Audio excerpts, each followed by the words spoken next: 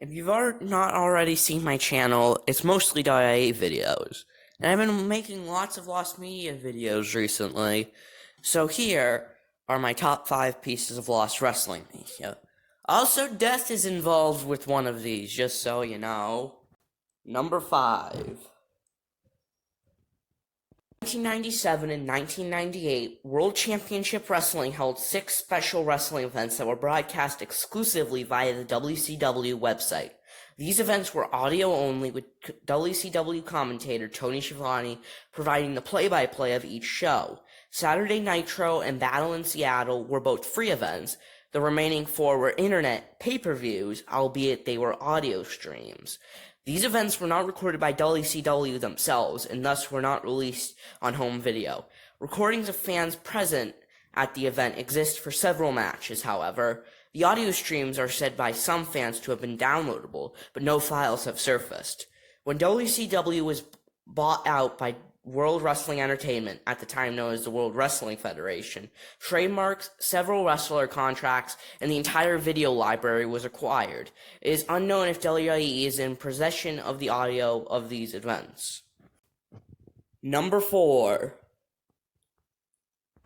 Droz vs. DLo Brown was a 1999 wrestling match that was originally slated for WWF SmackDown. In the match, Brown incorrectly executed a powerbomb finisher, which injured Droz's neck, ending his career, and most of the footage for this match is lost. On October 5th, 1999, Droz wrestled DLo Brown in a one-on-one match during a taping of SmackDown. The match carried out as planned, and in the final seconds of the match, Brown incorrectly executed a powerbomb finishing move. Droz does admit that his shirt was loose, so Brown did not get a significant grip on Droz to properly perform the finisher.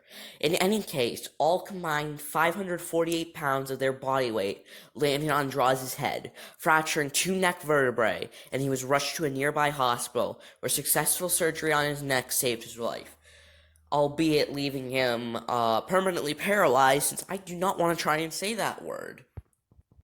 Number 3. On November 1st, 2005, WWE released a DVD highlighting the career of professional wrestler Jake the Snake Roberts. On the DVD, Hulk Hogan revealed that Roberts was to feud with Hogan in a predetermined storyline over the WWF World Heavyweight Championship. At the time, Hogan was a babyface and Roberts was a heel. To be in the storyline, Roberts invited Hogan onto his interview segment known as the Snake Pit. To start the rivalry, he used Roberts DDT'd Hogan and laid him out. According to Roberts, Vince McMahon stood by the curtain after Roberts' planned assault, with Roberts to gauge the reaction of the fans. Instead of fans cheering for Hogan as planned, the fans instead chanted DDT, supporting Roberts instead of Hogan. Because of this reaction, the footage of Roberts DDTing Hogan and the planned feud intended to tour nationwide was cancelled. The two, however, would meet in Providence, Rhode Island on December 30th, 1986, with some speculating that the footage of Roberts DDTing Hogan had aired in the market to set up the bout. Number 2.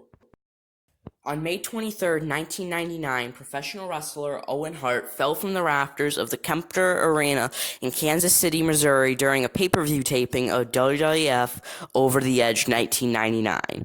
The filmed fatal accident occurred while doing a stunt where he was to be lowered into the ring by a harness and his blue blazer persona before his Intercontinental Championship match against his fellow wrestler, The Godfather. He was supposed to unlatch his harness when he was a few feet above the ring, causing him to fall flat on his face for comedic effect, as his wrestling persona was a bumbling superhero. The harness was accidentally unlatched prematurely, causing Hart to fall 24 meters, chest first, onto the top rope, flinging him violently into the ring.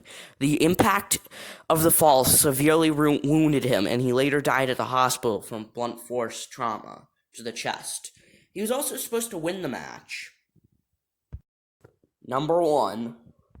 WCW 2000 was a game that was in development for the PlayStation 2 by EA Sports in 2000 and 2001. The game was considered canceled on March 26, 2001, when WCW was bought out by the WWF, known as the WWE, from 2002 and onwards. It is unknown how far along the development was when it was canceled, but it appeared on the cover of the 2002 mega issue of PlayStation Magazine and had a two-page spread about the game.